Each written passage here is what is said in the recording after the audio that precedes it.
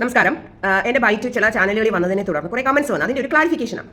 ആദ്യമേ തന്നെ പറയാം, ഞാൻ ഒരു അധ്യാപികയായിരുന്നു. ഏകദേശം 5 വർഷം ടീച്ചിങ് ഫീൽഡിൽ നിന്നിട്ട് അത് ഉപേക്ഷിച്ചിട്ടാണ് ഞാൻ ഈ ഫീൽഡിലേക്ക് വന്നത്. ഓക്കെ. അപ്പം എനിക്ക് എൻ്റെതായ ഒരു നിരീക്ഷണ പാഠമുണ്ട്. അത് മാത്രമല്ല, ഞാനൊരു യൂട്യൂബർ കൂടിയാണ്. ഞാനൊരു 4.5 വർഷം 5 വർഷമായിട്ട് ഈ സെറ്റുകളിൽ പോയിട്ട് പല കാര്യങ്ങളും നിരീക്ഷിക്കുന്നുണ്ടായിരുന്നു മൗനമായി. ഇത് ഒരു സ്ക്രിപ്റ്റ് റൈറ്റർ നോട്ട് ചെയ്തതുമാണ്. പരസ്പരം സീരിയലിൻ്റെ സ്ക്രിപ്റ്റ് റൈറ്ററായ ഉണ്ണി പൂരുട്ടാതി ഇത് വളരെ വാച്ച് ചെയ്ത് എന്നോട് പറയുകയും ചെയ്ത്, താര ഇവിടെ വരുന്നെങ്കിലും ഒരുപാട് കാര്യം താര മൗനമായി പഠിക്കുന്നുണ്ടെന്ന് അന്ന് അദ്ദേഹം പറഞ്ഞിരുന്നു. പക്ഷേ ഇന്ന് ഞാൻ വെളിവാക്കുന്നു, എനിക്കിവിടെ നടക്കുന്ന പ്രശ്നങ്ങൾ ഞാൻ എല്ലാം നേരിട്ട് കണ്ട് മനസ്സിലാക്കി അത് മീഡിയ മുന്നിലേക്ക് അത്രയും റിസർച്ച് ചെയ്തിട്ടാണ് ഞാൻ കൊണ്ടുവന്നിരിക്കുന്നത്. ഞാൻ ചില ദിവസങ്ങളിൽ 1 മണിക്കൂർ മാത്രമാണ് ഉറങ്ങിയിരിക്കുന്നത്. ഓരോ കാര്യങ്ങളും എനിക്ക് കിട്ടുന്ന ഓരോ വിവരങ്ങളും അപ്പം ഞാൻ ബുക്കിൽ നോട്ട് ചെയ്ത് വെച്ചിട്ടാണ് ഞാൻ പറഞ്ഞിരിക്കുന്നത്. എൻ്റെ ചാനലിലൂടെ ഞാൻ പറഞ്ഞിരിക്കുന്നത്. ഓക്കെ, അത് ഏത് വ്യക്തിക്കും മനസ്സിലാവും. ഞാൻ വളരെ കൃത്യമായിട്ടാണ്, ഞാൻ ഒരു കാര്യവും ഇല്ലാത്തത് പറഞ്ഞിട്ടില്ല.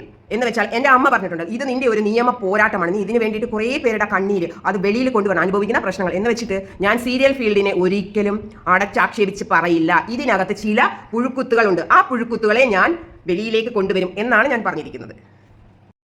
പിന്നീട് അടുത്തത് ആരോപണമല്ല, ഞാൻ അനുഭവിച്ച കാര്യമാണ് പറഞ്ഞിരിക്കുന്നത്. ഉറിയടി സിനിമയുടെ പ്രൊഡ്യൂസറായ കബനി സീരിയലിന്റെ ഡയറക്ടറായ സുധീഷ് ശങ്കർ എന്ന വ്യക്തി എന്താണോ പ്രവർത്തിച്ചത് അത് വളരെ സത്യസന്ധമായും കൃത്യമായിട്ടുമാണ് ഞാൻ പോലീസിന് റിപ്പോർട്ട് കൊടുത്തിരിക്കുന്നത്. അല്ലാതെ എനിക്കൊരു കെട്ടിച്ചമച്ച കഥ പറഞ്ഞിട്ട് ആരെ കയ്യിൽ നിന്നും പൈസ വാങ്ങേണ്ട ഗതികേടില്ല. കാരണം ഞാൻ അത്രയും അന്തസ്സുള്ള ഒരു ഫാമിലിയിൽ ജനിച്ചതാണ്.